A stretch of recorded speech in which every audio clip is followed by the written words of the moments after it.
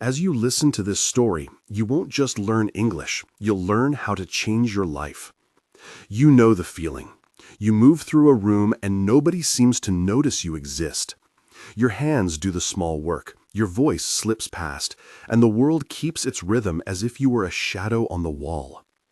If you stay with this story until the end, you'll hear how a single man learned to carry himself so quietly and so fully that respect followed him without a single raised voice. And if this helps you, consider subscribing and leaving a like to hear more stories like this. William Hart had always been the kind of man who fixed what others left undone. He mended nets at the river in the gray hours before dawn, coaxed the millstones when they stuck, and carried parcels for the baker without a single complaint. The village saw him as steady, useful, invisible. Children trusted him because he never hurried them, and shopkeepers accepted his small payments with polite nods. William moved through the square like someone who believed his place was at the edge of things. The village itself was a slow assembly of stone and slate beneath rolling hills, where the wind carried the smell of grass and the mill's wheel sang its steady note. An old oak marked the village's western edge, its roots tangled like thought. In summer, the oak kept the square cool. In autumn, its leaves lit the lane like timid coins. It was under this tree that William found both the lowest point of his life and the instruction that changed everything. The day of the wheat spill was ordinary. He had been returning from a delivery with a sack balanced on his shoulder, the weight familiar and dull. A child darted out, chasing a dog, and William stumbled. Grain spilled like pale rain across the cobbles. The village stopped. Laughter rose, thin and immediate. A few hands pointed. The baker's apprentice snickered. William froze as if the cold had reached his chest. He stooped to gather the wheat, shaking, while the sound of mockery threaded around him. Shame sat sharp and hot. He felt smaller than before, as if the sack had emptied more than grain. That evening he went to the oak to hide from his own face reflected in windows. Mr. Alden found him there, a man with a steady back and eyes like Riverstone, who had been many things: teacher, ferryman, someone practiced in listening. He did not speak at once. He sat beside William and let the dusk breathe between them. "You've carried more than sacks, William," Mr. Alden said softly. "The village has been carrying you small, and you have let it. There is another way to be present. 5 things will teach you how." He counted them on his fingers, not as a lesson to be memorized, but as tools to be learned by the body. First, posture. Stand as if you belong to the room, not as if you are waiting to leave. Straighten your shoulders, lift your sternum by the merest degree, and let your head settle. This is not a pose for pride. It is a signal to your own bones that you are permitted to take space. Mr. Alden had William practice. Step into the lane, feet steady, breathe once, feel the spine align. Not like a soldier, he said, but like a tree that refuses to be overlooked. Second, slow movement. When you hurry, you make yourself small. Haste begs apology. Walk and reach with measured steps.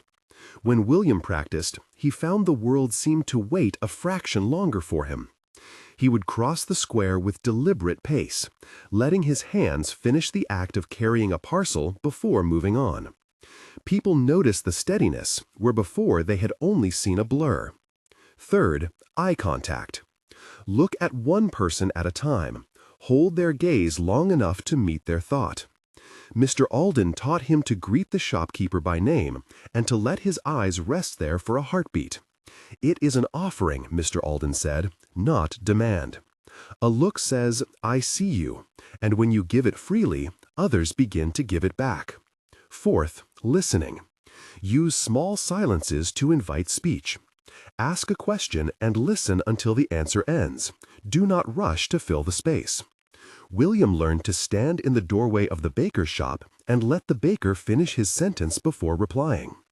He discovered that when he listened fully, his responses were fewer but truer, and people discovered their own quieter selves reflected in him. Fifth, silence as authority. There's a kind of command in restraint. Speak rarely and speak plainly. When you are not filling the room with noise, your words land with weight. Mr. Alden had William practice answering a simple question with one sentence, not 5. Say only what's necessary, he advised. Say it once, let the silence do the rest. Each principle was small when named, but each one required practice. William did not master them at once. He began with posture. Mornings by the river, he set his feet on the bank and straightened his spine until the habit felt less foreign. He slowed his gait across the square. At first, the change felt like deceleration, then like presence. He forced his eyes to meet the children's and the shopkeepers for a beat, and felt the flicker of recognition become steadier. He listened longer in conversations, and found that others began to trust him with things they had once skimmed over. He practiced speaking with brevity until his words stopped scattering. The village noticed, in small increments. The baker no longer glanced past him. Instead, she answered his muffled questions with a nod and a name. The blacksmith, who used to call him Hart in passing, paused to ask how his daughter was faring. Children, who once tugged at his sleeve and ran on, stopped mid-chase and looked up when he approached, as if they had learned to pause for someone real.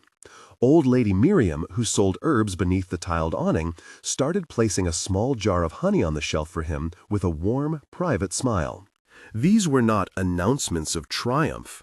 They were stitches being mended, slow and sure. Mr. Alden watched the change like a gardener watches shoots.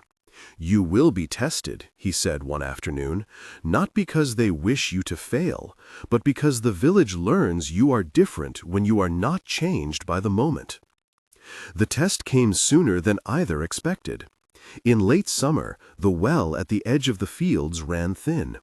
The village council, a loose gathering of elders and those with strong opinions, met in a fever because the crops needed water, and the councilors wanted immediate, noisy fixes.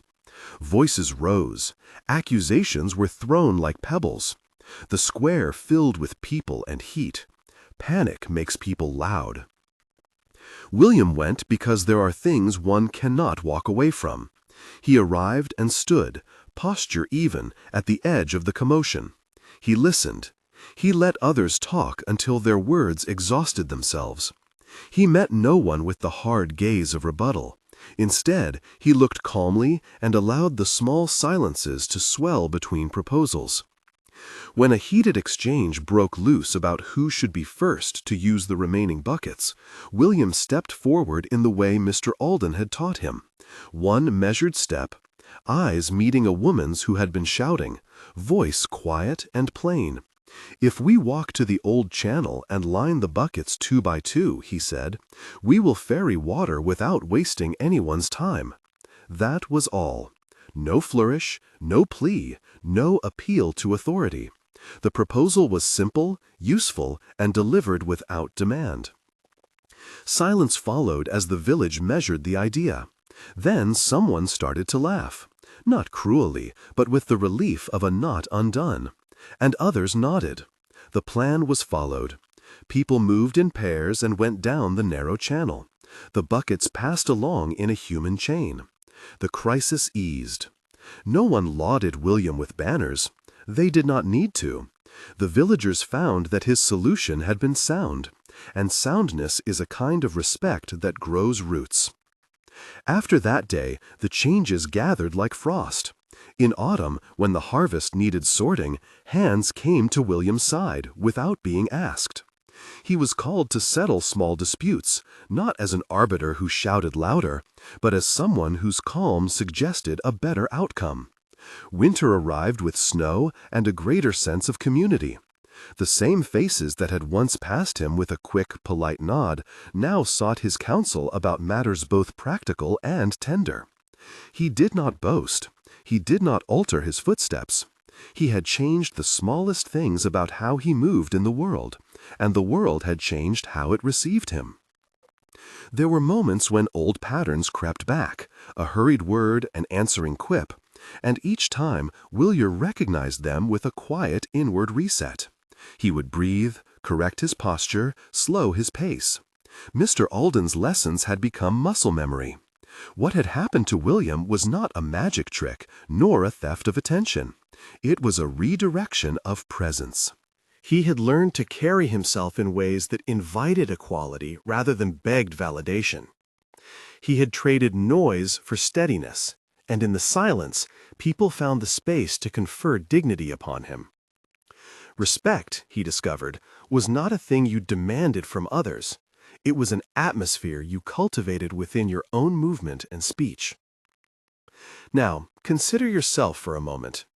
If you were to stand a little straighter, slow your steps, meet one person's gaze with intention, listen until the sentence finishes, and let silence carry the weight of what you mean, how might the room change around you? These 5 practices are not tricks to make people perform for you. They are habits that allow you to show up fully, and when you do, others cannot help but meet you. Thank you for listening. If this story gave you something useful, subscribe to hear more simple, useful tales about becoming the person you want to be. Leave a like if William's work with the 5 practices felt practical, and share in the comments one small habit you will try this week. Your quiet effort matters, and when you change the way you carry yourself, respect follows without a single raised voice.